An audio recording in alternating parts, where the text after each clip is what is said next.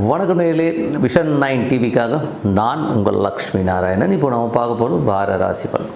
3ஆம் தேதியிலிருந்து 9ஆம் தேதி வரை எப்படி இருக்க போதுன்னு பார்க்க போகிறோம். ஸோ எப்போதுமே சொல்கிறதாங்க, லக்னத்துக்கு பாருங்கள். ராசிக்கு பார்ப்பதை விட லக்னத்துக்கு பார்க்குறது ரொம்ப பர்ஃபெக்டாக இருக்கும். உதாரணமாக ஒரு மகர லக்னம் விருச்சிக ராசினா நீங்கள் விருச்சிக ராசிக்கான பலன்களை பார்க்குறத விட மகர ராசிக்கான பலன்களை பார்க்கும்போது ரொம்ப பர்ஃபெக்டாக இருக்கும். முதல்ல வர்றது பொது பலன்கள், அதுக்கப்புறம் தசா புக்தி பலன்கள். உங்கள் ஜனனகால ஜாதகத்து ரீதியாக என்ன தசா புக்தி அந்தரங்கள் வருதோ அதை நீங்கள் நோட் பண்ணி வச்சு அதை மிங்கிள் பண்ணி பார்க்கணும். ரொம்ப பர்ஃபெக்டாக இருக்கும். வீடியோட எண்டில் டிப் ஆஃப் த வீக் இருக்குது, மறக்காமல் பாருங்கள். மேஷ ராசி. ஸோ மேஷ ராசிக்கு பார்த்திங்கன்னா உங்களது ராசி அதிபதி இப்போ 8ல் இருக்கார். அதுவும் பார்த்திங்கன்னா உங்களுக்கு இப்போது சனியுடைய சாரத்தில் போகிற ஒரு காலம். என்றைக்குமே சனி செவ்வாய் காலகட்டங்கள் கொஞ்சம் எமோஷனையும் ஸ்ட்ரெஸ்ஸையும் கொடுக்கும்.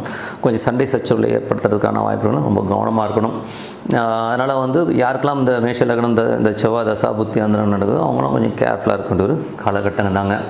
ஏன்னா அந்த செவ்வாய் 8ல் இருக்கும்போது நிறைய மன உளைச்சலையும் ஸ்ட்ரெஸ்ஸையும் கொடுத்துங்கிறது தான் உண்மையான விஷயம். கொஞ்சம் கவனமாக, அதுவும் சனியோடு இருக்கும்போது ஒரு வாரியர் மாதிரி நடந்துப்பாங்க. கண்ணாமலாம் கத்துறது திட்டுறதுங்கிற மாதிரி விஷயங்கள் இருக்கும். கொஞ்சம் கவனம் தேவை. அது மட்டும் இல்லாமல் அலைச்சல்கள், நிறைய அலைச்சல்கள் இருக்கும். ஸோ அந்த அலைச்சல்கள் கொஞ்சம் ஒரு ஸ்ட்ரெஸ்ஸை உருவாக்கணும். கொஞ்சம் கவனமாக இருங்க. 2 மற்றும் 7ஆம் அதிபதியான சுக்கிரன். ஸோ 2 மற்றும் 7ஆம் அதிபதியான சுக்கிரன் பார்த்திங்கன்னா இப்போ அவர் 7க்கே வரார். ஸோ 7ல் இருக்கும்போது சுப நிகழ்ச்சிகள் சார்ந்த விஷயங்கள்லாம் நடக்கிறதுக்கான ரொம்ப சிறப்பாக இருக்குது.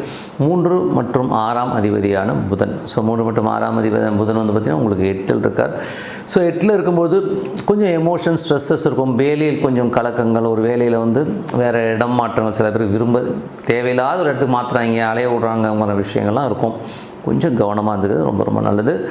4ஆம் அதிபதி. ஸோ உங்களுக்கு 4ஆம் அதிபதியான சந்திரன் பார்த்திங்கன்னா வாரத்தின் முற்பகுதியில் கொஞ்சம் சின்ன சின்ன அலைச்சல்கள் இருந்தாலும் அதுக்கப்புறம் எல்லாமே ஓரளவுக்கு கிளியர் ஆகிறதுக்கான வாய்ப்பு ரொம்ப நல்லாயிருக்கு. அதுக்கப்புறம் உங்களுக்கு 5ஆம் அதிபதியான சூரியன். ஸோ 5ஆம் அதிபதியான சூரியன் பார்த்தோம்னா உங்களுக்கு இருக்கிறது 7ல் இருக்கார். கொஞ்சம் இந்த நீச்சங்கிற ஒரு விஷயம் இருக்கும்போது கொஞ்சம் ஒரு ஸ்ட்ரெஸ்ஸையும் டென்ஷன்ஸையும் கண்டிப்பாக ஏற்படுத்தும். அதுவும் குருடைய சாரத்தில் இருக்கும்போது சுப நிகழ்ச்சிகள் சம்பந்தமான விஷயங்களில் கொஞ்சம் ஒரு ஸ்ட்ரெஸ்ஸையும் டென்ஷனையும் கண்டிப்பாக உருவாகும். பட் ஆனால் நடைமுறையில் சப்போர்ட்லாம் இருக்கும். பட் இருந்தாலும் அது ஒரு சின்ன மனக்காயங்களை கண்டிப்பாக ஏற்படுத்தும். அதுக்கப்புறம் பார்க்கும்போது குழந்தைகள் விஷயங்களையும் கொஞ்சம் கவனமாக இருந்துக்குங்க. அதுக்கப்புறம் பார்க்கும்போது உங்களது 8ஆம் அதிபதியான செவ்வாய் உங்களுக்கு 8லே ஆட்சி பலமாக இருக்கும்போது எதிராளிகிட்ட பேசும்போது கொஞ்சம் கவனமாக பேசணும். மற்றவங்க பேசுகிறது நம்மளை ரொம்ப ஊண்டிங்காகவும் நம்ம கோவப்படுத்துகிற மாதிரி விஷயங்கள் நடக்கும். ஸோ அதனால் கொஞ்சம் கவனமாக இருந்தது நல்லது. ஸோ கணவன் மனைவிக்கு நடுவிலையும் தேவையில்லாத தர்க்கங்களை தவிர்த்துக்கிறது ரொம்ப ரொம்ப நல்லதுங்க. 9ஆம் அதிபதியான குரு. ஸோ 9ஆம் அதிபதியான குரு பார்த்திங்கன்னா உங்களுக்கு 4ல் உச்சமாகும் பொழுது தந்தையோட உடல்நலம் சம்பந்தமான விஷயங்களில் ரொம்ப கவனமாக இருக்கணும். வெளிநாட்டில் இருக்கவங்களுக்கு தேவையில்லாத ஒரு மன உளைச்சல் பார்த்துறதுக்கான வாய்ப்பும் கொஞ்சம் கவனமாக இருந்துக்கணும். மற்றபடி பார்த்திங்கன்னா அந்த 4ல் உச்சமாகும்போது நிலப்புலன்கள் ஏதாச்சும் வாங்கலாம் அப்படிங்கிற எண்ணங்கள்லாம் இருக்கும். ஸோ அது வர்றதுக்கான வாய்ப்புலாம் ரொம்ப நல்லாயிருக்கு. அப்புறம் 12ஆம் அதிபதி 4ல் இருக்கும்போது சில நேரங்களில் நிலப்புலன்கள் சேலாகி அதனால் ஒரு வருமானங்கள் வர்றதுக்கான ரொம்ப நல்லா இருங்க. ஸோ அதெல்லாமே ரொம்ப சிறப்பு தான். அதுக்கப்புறம் 10ஆம் அதிபதி 10, 11ஆம் அதிபதியான சனி வக்கரமாகி அது உங்களுக்கு இப்போ குருடைய சாரத்தில் போகும்போது என்ன மாதிரி விஷயங்கள் நடக்கும்போது வீட்டு சம்பந்தமான விஷயங்களில் கொஞ்சம் சின்ன சின்ன விரயங்கள் ஏற்படுறதுக்கான வாய்ப்புகள் இருக்குது. அதே நேரத்தில் பார்த்திங்கன்னா தொழில் ரீதியான விஷயங்களில் நல்ல வருமானத்திற்காக கொஞ்சம் சின்ன சின்ன அலைச்சல்களையும் ஏற்படுத்தும். ஸோ அதனால் கொஞ்சம் கவனமாக இருந்துக்கிறது ரொம்ப ரொம்ப நல்லதுங்க.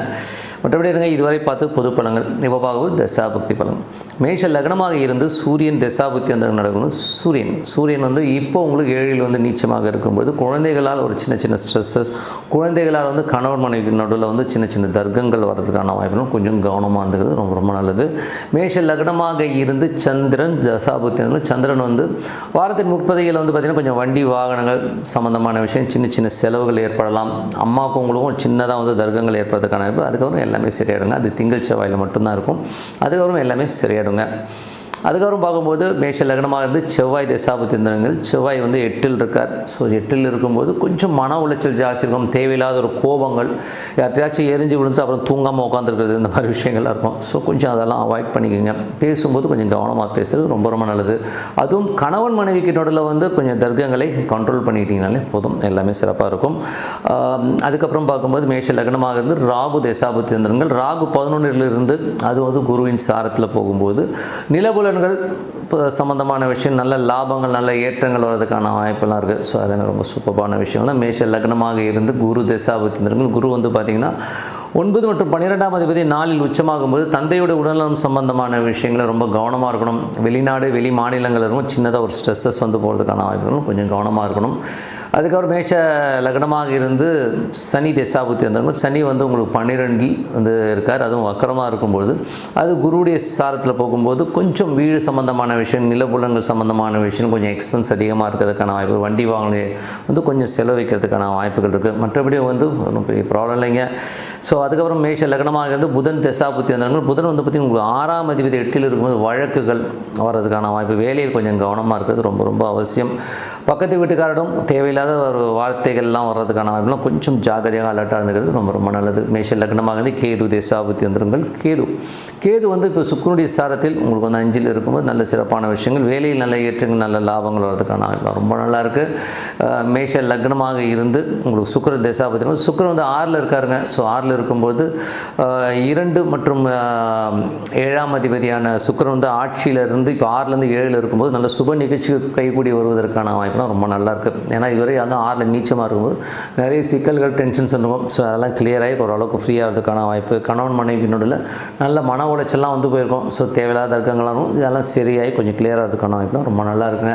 ஸோ மற்றபடி என்னங்க, என்னை பொறுத்தவரை ஒரு நல்ல ஒரு பிரார்த்தனை, மனதார இறைவனை பிரார்த்தனை பண்ணும்போது கண்டிப்பாக நம்ம அடுத்த லெவல் போகிறதுக்கான வாய்ப்புலாம் ரொம்ப நல்லா இருக்குது. ஸோ இப்போ பார்க்க போகிறது tip of the week. So tip of the வீக்கில் வந்து இந்த வாட்டி நம்ம பார்க்குறது வந்து லட்சங்களை குவிக்கும் சாமியார்கள். ஸோ சாமியார்னாலே யாருங்க, அவங்க வந்து முற்றும் துறந்தவர்கள், மக்களுக்காக சேவை செய்கிறவங்க. ஸோ இப்படி தான் நம்ம பார்த்துருக்கோம். இப்போ வந்து ஒரு கார்ப்பரேட் லெவலில் வந்து நான் வந்து டீச்சர்ஸை பற்றி நான் எதுவுமே சொல்லலை. பட் ஒரு சில சாமியார்கள் வெளியில் வந்து நான் ரொம்ப நல்லவன், ரொம்ப இதுங்க அப்படி இப்படின்லாம் பேசுகிறவர்கள். பட் அவங்களுடைய சிஸ்டமே எப்படி இருக்குன்னா வேறு லெவலில் வந்து அவங்க பணம் பண்ணுறதா தான் வந்து அவங்க குறிக்கோளாக பண்ணணும். ஏன்னா வந்து ஒரு கிளாஸஸ் போடுறாங்க. அந்த கிளாஸஸில் வந்து பார்த்திங்கன்னா பல லட்சங்களை வந்து ஒரு ஷார்ட் டேர்மில் நம்ம சம்பாதிக்கணுங்கிறது தான் வந்து அவங்களுடைய மோட்டிவாக இருக்குது. அதில் வந்து நான் நிறைய கிளாஸஸ் அட்டன் பண்ணியிருக்கேன். ஸோ அந்த அனுபவத்தை தான் சொல்கிறேன். ஸோ அதில் வந்து பார்த்திங்கன்னா ஒரு கிளாஸ் நான் அட்டன் பண்ணேன். அது பார்த்திங்கன்னா ஒரு பெரிய குரூப் தான்.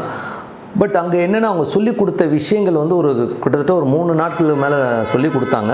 பட் அது எதுவுமே வந்து ஒரு ப்ராப்பரான ஒரு இதில் இல்லவே இல்லை. ஏன்னா வந்து அவங்க வந்து மேக்ஸிமம் வந்து ஒரு என்டர்டெய்னர் மாதிரி தான் கொண்டு போனாங்க. கொஞ்சம் என்டர்டெயின்மெண்ட்டு கொஞ்சம், ஏன்னா அவங்க வந்து ஒரே கிளாஸஸாக போனால் போர் அடிச்சு தூங்கிடுவாங்களோன்ட்டு அவங்க பண்ணாங்களான்னு தெரியல. பட் அதை வந்து அவங்க ஸ்ட்ரீம்லைன் பண்ணியிருக்கலாம். ஏன்னா வந்து நிறைய நேரங்கள் விரயமாக்கப்பட்டுச்சு. அதுக்கு வந்து அவங்களுக்கு கிடைச்சது வந்து பல கோடிகள். என்னை பொறுத்தவரை வந்து எப்படி ஒரு 2-3 கோடி கிடைச்சிருந்து வச்சுப்போமே. பட் அது வந்து காசு கம்மி தான். பட் இருந்தாலும் அந்த சொல்லிக் கொடுத்த அந்த வித்தைங்கிறது ரொம்ப ரொம்ப ரொம்ப கம்மி தான். ஸோ அது வந்து கொஞ்சம் கஷ்டமாக தான் இருந்தது, என்னடா அதுன்னு. ஸோ அதுக்கப்புறம் இன்னொரு குருநாதர் இருந்தார். அவர் வந்து கொஞ்சம் வேற ஒரு இதில் வந்து ரொம்ப வல்லுனர் அவர். ஸோ அவர் வந்து நான் சொன்னேன்னா நீங்கள் புரிஞ்சுப்பீங்க, நான் அவரை பர்டிகுலராக சொல்லலை. அவரோட கிளாஸ் வந்து ஒரு ஊரில் போட்டாருங்க. அவர் காலைல 7 மணிக்கே போட்டார். காலைல 7 மணிலேருந்து நைட்டு 12 மணி வரை, அடுத்த நாளும் 12 மணி வரை வந்து ஒரு கிளாஸ் போட்டார். நானும் வந்து ரொம்ப பெருசாக அவங்க வந்து அந்த கண்டென்ட் பெருசாக கிடைக்கும் அப்படின்னு சொல்லிட்டு போய் அட்டன் பண்ணோம். பட் அங்கேயும் பார்த்தீங்கன்னா நமக்கு ஏமாட்டம் தான். ஏன்னா வந்து அங்கே நடந்ததே வேறு மாதிரி இருந்தது. அங்கே போனீங்கன்னா எல்லாமே நீயா நானா மாதிரி உட்காந்து சும்மா வந்து நீயா நானா சொல்வதெல்லாம் உண்மை எல்லாம் நடந்துட்டு இருந்தது, கேள்வி பதில் இந்த மாதிரி எல்லாமே அரட்டை கச்சேரியாக தான் இருந்தது. இதில் காமெடி என்னென்னா, அந்த கேமராமேன்ட்ட கேட்கும்போது அந்த கேமராமேன் என்ன சொன்னான்னா, எப்போ அது ஓடுதாப்பானா, இல்லை சும்மா செட் பண்ணி ஓட வச்சுருக்காங்க, அடுத்த நாள் நைட்டு ஒரு 15-20 நிமிஷம் தான் வந்து ரெக்கார்ட் பண்ண சொல்லியிருக்காங்க, அதோட சும்மா தான் ஓடுதுன்னு சொல்லணும். இப்போ எவ்வளோ பெரிய ஒரு விஷயம் பாருங்கள். மற்றவர்களுடைய நேரங்களை விரயம் பண்ணி காசு பண்ணும். அவர்லாம் வந்து ஒரு நாளில் வந்து பார்த்திங்கன்னா எப்படியும் without income tax is earned more then 25 lakhs. ஓகேங்களா, அந்த மாதிரி ஒரு பெருசாக ஏர்ன் பண்ணார். அதுக்கு அடுத்தது இன்னொரு சாமியார் வந்து பார்த்திங்கன்னா ஒரு தலைக்கே 10,000 ரூபா. கொஞ்சம் யோசிச்சு பாருங்கள், ஒரு தலைக்கு 10,000 ரூபா, ஒரு 280 பேர் ஒரு ஸ்டார் ஹோட்டலில் போடுறாரு. அப்போது 28 லட்சம் ஒரே நாள் செலவு. 5 லட்சம்னா கூட 23 லட்ச ரூபா பாக்கெட்டில் போட. பட் அவர் என்ன சொல்ல, ஒரு நாள் என்ன கற்றுக் கொடுக்க முடியும்? ஒரு யோகத்தையோ ஒரு கிளாஸஸையோ வந்து நீங்கள் ஒரே நாளில் கற்றுக்க முடியும். கற்றுக்க ரொம்ப கஷ்டங்க, எனக்கு தெரியல. ஏன்னா வேதாந்திரி மகரிஷியோடைய கிளாஸஸ் நான் அட்டன் பண்ணியிருக்கேன். ரொம்ப பெஸ்ட்டு.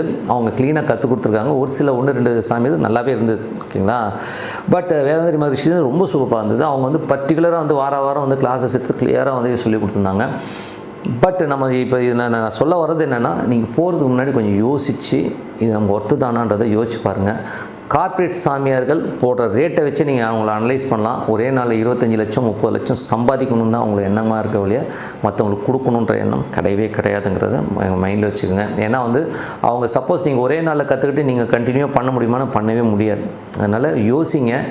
யார் பர்டிகுலராக வீக்லி கரெக்டாக நான் கிளாஸஸ் போட்டு முறையாக சொல்லித்தரேன்னு சொல்கிறாங்களோ அவங்ககிட்ட படிச்சுக்கணும்னு சொல்கிறேன். ஏன்னா இப்போ கார்ப்பரேட்டில் இது ஒரு பெரிய ஃபேஷன் ஆகி போச்சு. ஒரு 25 லட்சம் 30 லட்சம் ஒரே நாளில் அள்ளணுங்கிறது தான்.